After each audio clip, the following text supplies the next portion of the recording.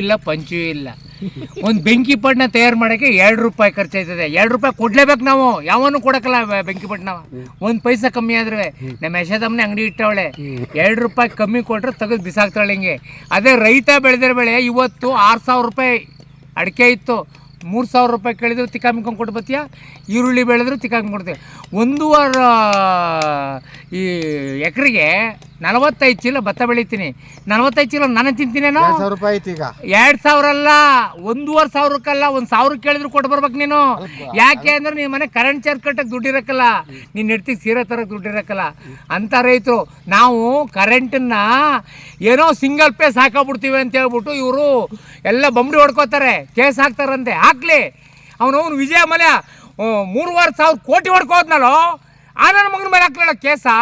ಈ ರೈತರ ಮೇಲೆ ಹಾಕ್ತಾನ. ರೈತ ಬೆಳಿತಾನೆ, ಭತ್ತ ಬೆಳಿತಾನೆ, ಯಾರಿಗೋಸ್ಕರ ಬೆಳಿತಾನೆ? ದೇಶಕ್ಕೆ, ಬಡ ಜನರಿಗೆ ಸಿದ್ದರಾಮಯ್ಯನ ಸರ್ಕಾರದಲ್ಲಿ ಅಕ್ಕಿ ಕೊಡ್ತಾ ಇರೋದು ನಾನು ಬೆಳೆದಂಥ, ನನ್ನಂಥ ರೈತರು ಬೆಳೆದಂಥ ಭತ್ತವನ್ನು ಲೆವಿಲ್ ತಗೊಂಡು ಕೊಡುವಂಥ ಅಕ್ಕಿನ ಕೊಡೋದು. ಆ ನನ್ನ ಮಕ್ಕಳು ಮಾಡಿದಂಥ ಚಿನ್ನನ ದುಡ್ಡನ್ನ ಯಾರು ಸೊಸೈಟಿಲಿ ಕೊಡಕ್ಕಲಕ್ಕನೋ, ನಾವು ಬೆಳೆದ ಅಕ್ಕಿ, ರಾಗಿ, ಗೋಧಿ ಇದನ್ನು ಕೊಡೋದು. ನಾವು ರೈತರ ಮೇಲೆ ಮಾಡ್ರಿ, ಕೇಸ್ ಹಾಕ್ರಿ, ನೀವು ಏನು ಬೇಕಾದ್ರೂ ಹಾಕಿ, ಕರೆಂಟ್ ಕೊಡ್ತಾ ಇಲ್ಲ. ನೋಡಪ್ಪ, ಬೆಳಗಿಂದ ಸಾಯ್ತಾ ಇದ್ದೀವಿ, ತೋರ್ಸ ಅಲ್ಲಿ ಬೋರ, ಬೆಳಗಿಂದ ಸಾಯ್ತಾ ಇದ್ದೀವಿ. ಎಲೆಯ ನೀರೇ ಇಲ್ಲ. ಎಷ್ಟು ಜನ ರೈತರು ಕೂತಿದ್ವಿ ನೋಡ ಇಲ್ಲಿ, ಕರೆಂಟ್ ಇಲ್ಲ.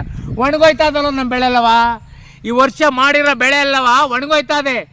ಯಾವ ಬೋಳಿ ಮಗ ನೋಡ್ಕೋತಾನೆ? ಸಿದ್ದರಾಮಯ್ಯಗೆ 14 ಸೈಟ್ ಅಂತೆ, DK ಶಿವಕುಮಾರ್ಗೆ 36 ಸೈಟ್ ಅಂತೆ.